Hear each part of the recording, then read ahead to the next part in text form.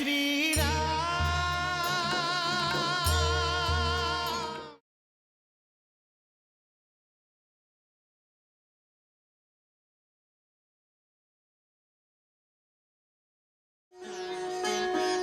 जय श्री राम, जय जय श्री राम।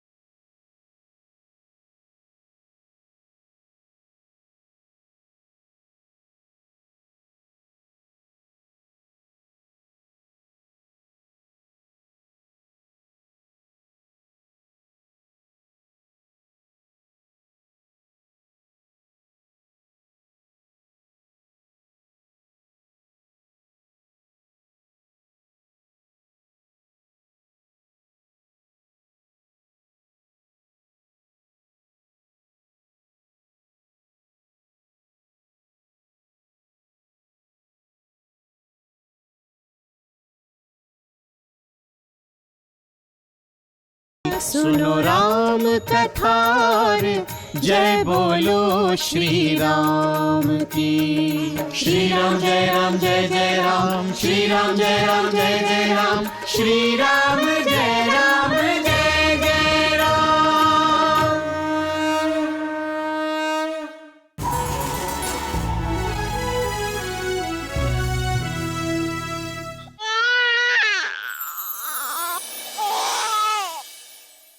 অনেক অভিনন্দন, আমাদের গোষ্ঠীতে একজন নতুন সদস্য এসেছে। রাক্ষস রাজকুমারী কর্কটি একজন পুত্রকে জন্ম দিয়েছেন। অভিনন্দন, তুমি দাদু হয়ে গেছো। আরে বাবা, এ নাও তুমি একে সামলাও। ও ও লা লা লা লা। মা, এবার তো বলে দাও, এই বাচ্চাটার বাবা কে? তুমি কাকে বিবাহ করেছো? আমাদের জাতিতে সব থেকে অধিক বীর আর সব থেকে অধিক পূজনীয় কে? আর রাক্ষস জাতির মধ্যে সব থেকে বেশি গৌরব কার? সব থেকে বীর আর পূজনীয়? সব থেকে বীর আর পূজনীয় তো লঙ্কেশ্বর রাবণ। আর রাক্ষস জাতির গৌরব মহান রাক্ষস কুম্ভকর্ণকে বলা হয়। তাহলে বুঝতে পারলে, তুমি আজ থেকে লঙ্কেশ্বর রাবণের আত্মীয়, আর রাক্ষস জাতির গৌরব মহান কুম্ভকর্ণ তোমার জামাই।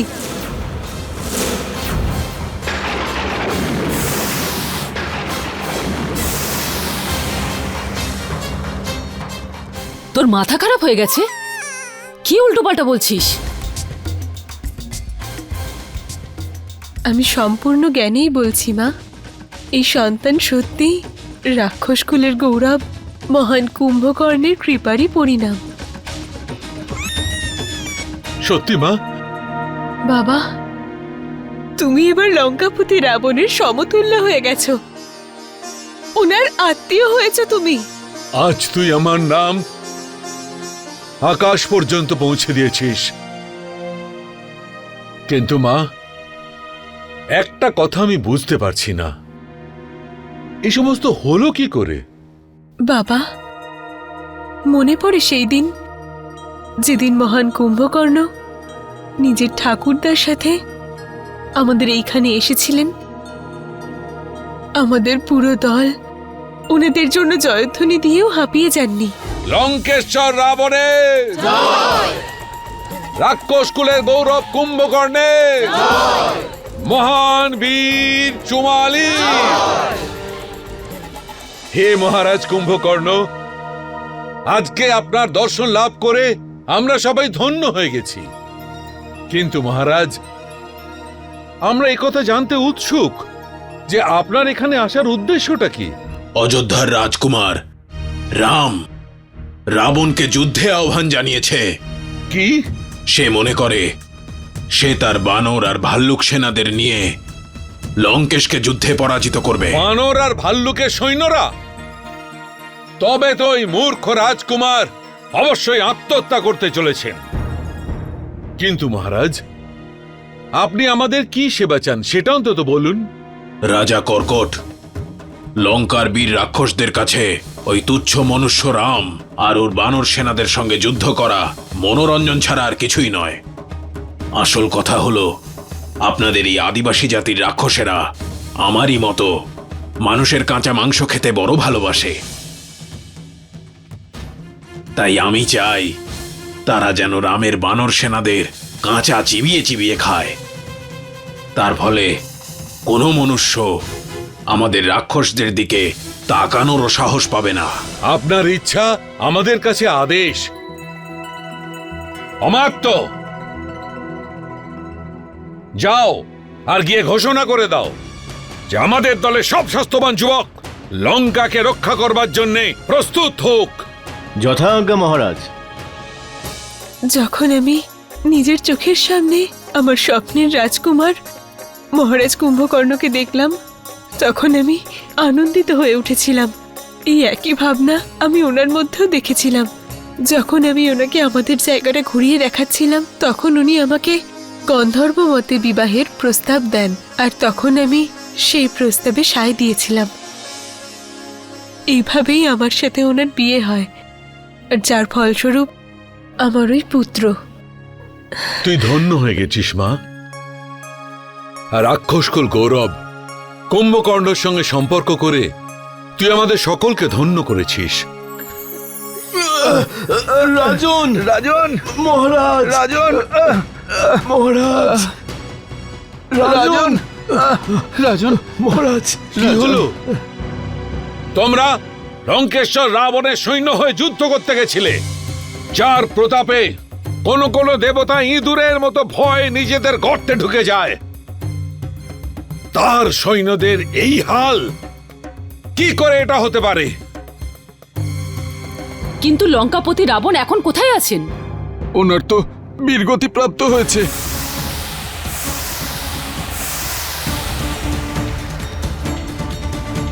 কি কি বলতে চাইছো তুমি? আমার তো সমস্ত ষড়যন্ত্র মনে হচ্ছে। না রাজন, ও সত্য কথা বলছে। রাজকুমার রামের সঙ্গে যুদ্ধ করার সময় লঙ্কেশ্বর রাবণ যুদ্ধে পরাজিত হলেন। উনি রামের হাতে মারা গেছেন।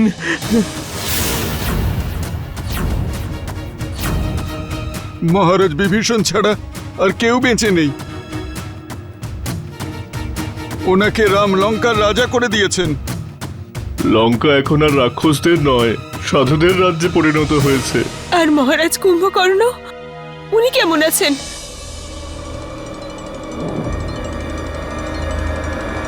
উনিও আর ইহলোকে নেই।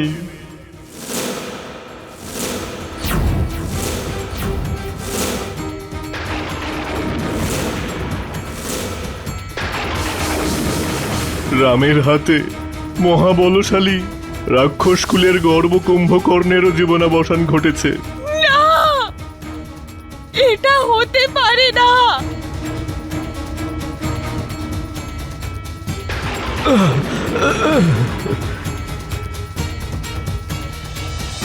সত্যি করে বলো, ওখানে কি হয়েছিল? আপনি আমাদের প্রাণ নিতে পারেন রাজকুমারী, কিন্তু সত্যি তো এটাই, মহারাজ কুম্ভকর্ণ এখন আর জীবিত নেই। না, এটা হতে পারে না।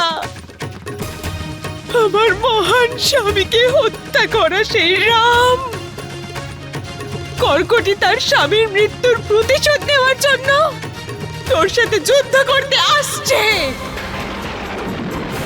এবার তোর বেঁচে থাকা অসম্ভব রাম, অসম্ভব।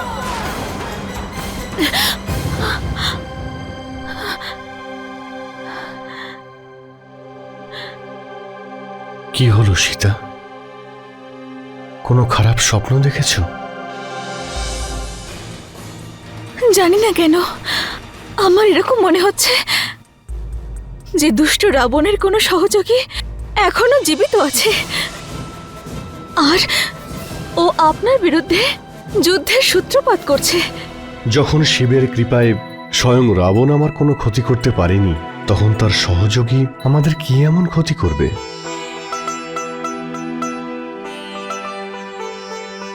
এসব চিন্তা করো না, তুমি ঘুমিয়ে পড়ো সীতা।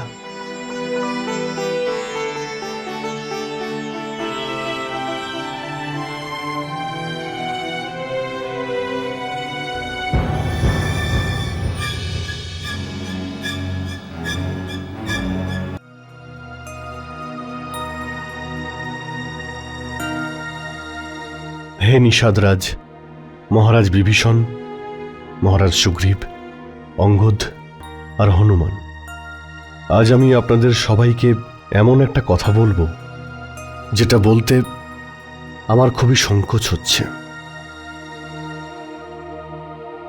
সংকোচ কিসের প্রভু? আমরা তো আপনার সেবক। আপনার মনে যা আছে নিঃসংকোচে বলুন। শাস্ত্রতে অতিথিকে দেবতা বলা হয়েছে। যে কোনো গৃহস্থের জন্যে অতিথিকে সেবা করার থেকে বড় কোনো সুখ নেই। কিন্তু আজ আমি এমন একটা কার্য করতে যাচ্ছি যা কোনো গৃহস্থের জন্য এক পাপের সমান। রঘুনন্দন, আপনি কি সেটাই বলতে চাইছেন যেটা আমরা বুঝতে পারছি? হ্যাঁ মহারাজ সুগ্রীব,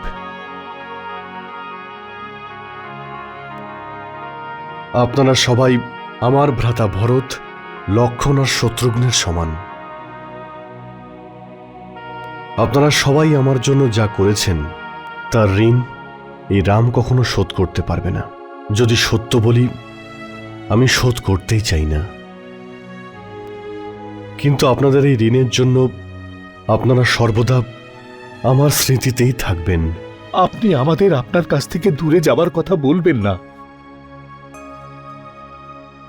আমাদের মধ্যে কেউই আপনার থেকে দূরে গিয়ে শান্তিতে থাকবে না।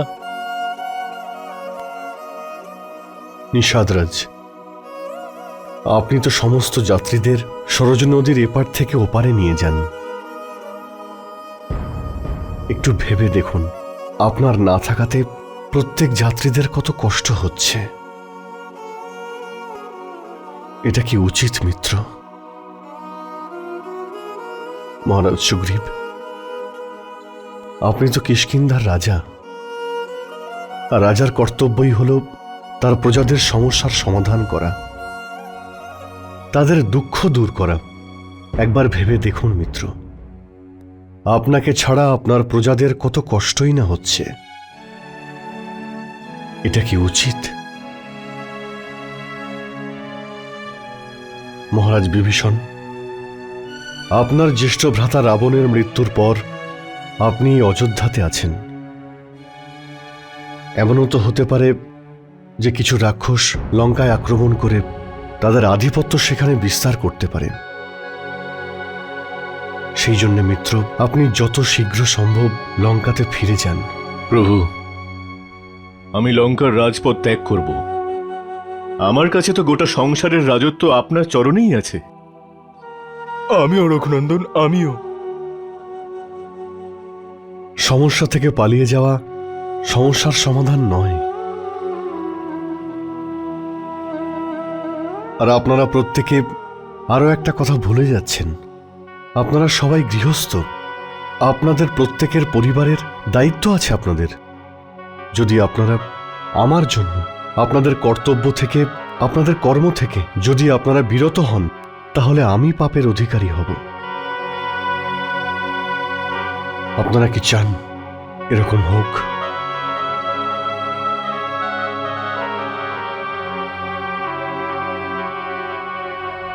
ভরত, আমার মিত্রদের আর অতিথিদের বিদায়ের ব্যবস্থা করো, যাতে ওনাদের কোনো অসুবিধে না হয়। যথা আজ্ঞা প্রভু।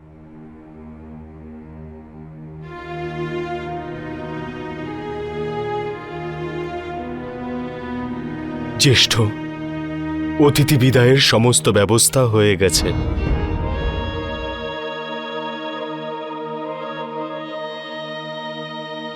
বন্ধুরা, আপনাদের সুবিধার সমস্ত ব্যবস্থা করে দেওয়া হয়েছে।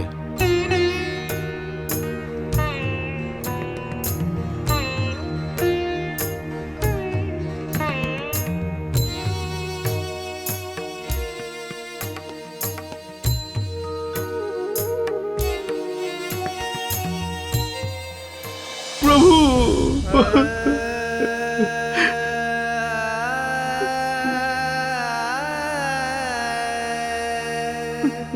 হনুমান, ওঠো হনুমান। প্রভু,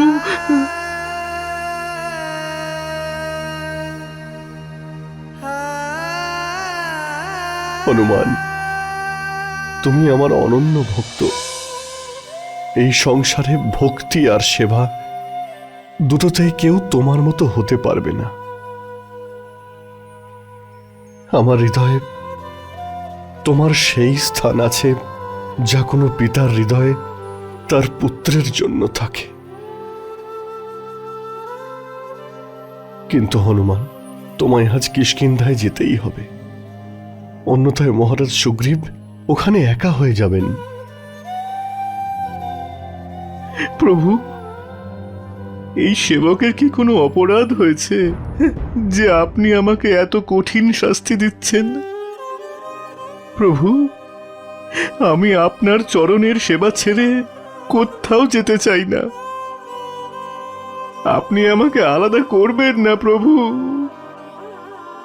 যদি শরীর থেকে আত্মাকে বের করে দেওয়া হয় তাহলে তার নিষ্প্রাণ হয়ে যায় প্রভু। সেই রকম হনুমান আপনার থেকে দূরে গিয়ে। পুত্র হনুমান,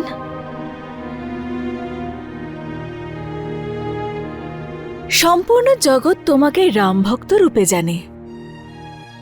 তোমার শ্রীরাম তোমাকে ওনার থেকে কি করে দূর করতে পারেন বলো? কিছুদিন কিষ্কিন্ধায় থেকে মহারাজ সুগ্রীবের শাসন ব্যবস্থায় অংশ নিয়ে অঙ্গদকে সাথে করে অযোধ্যায় ফিরে এসো। আমিও প্রতি মুহূর্তে তোমার প্রতীক্ষা করব হনুমান। মাতা, আমি সর্বদা অন্তর থেকে আপনাকে সেবা করেছি। আপনার আদেশকে প্রভুর আদেশের থেকেও বেশি মূল্য দিয়েছি। আপনি চাইলে আমি সূর্যের রথও আটকাতে পারি। আপনি যদি বলেন চাঁদকে আপনার চরণে নিয়ে আসব। কিন্তু মাতা, প্রভু শ্রী রামের থেকে আলাদা হওয়ার আদেশ পালন আমি কি করে করব মাতা? মাতা, আমাকে এত বড় পাপের ভাগী করবেন না। আমাকে এমন আদেশ দেবেন না যেটা আমি পালন করতে পারবো না। হনুমান, তোমার এই প্রেম তোমাকে এতটাই অন্ধ করে দিয়েছে, যদি তুমি আমার আর সীতার আদেশ পালন না করো তাহলে আমি তোমার উপরে রুষ্ট হব। তুমি কি সেটা চাও যে আমি তোমার উপর রুষ্ট হই? না প্রভু, এরকম বলবেন না।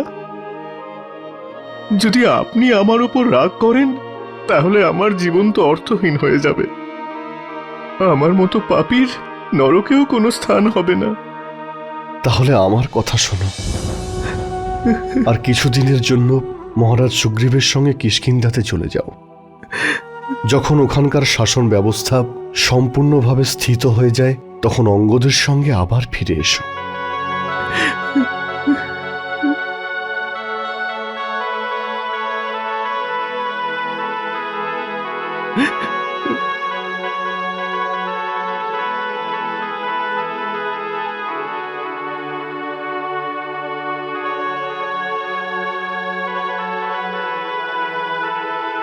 আচ্ছা মিত্রগণ, আপনাদের সবার যাত্রা মঙ্গলময় হোক।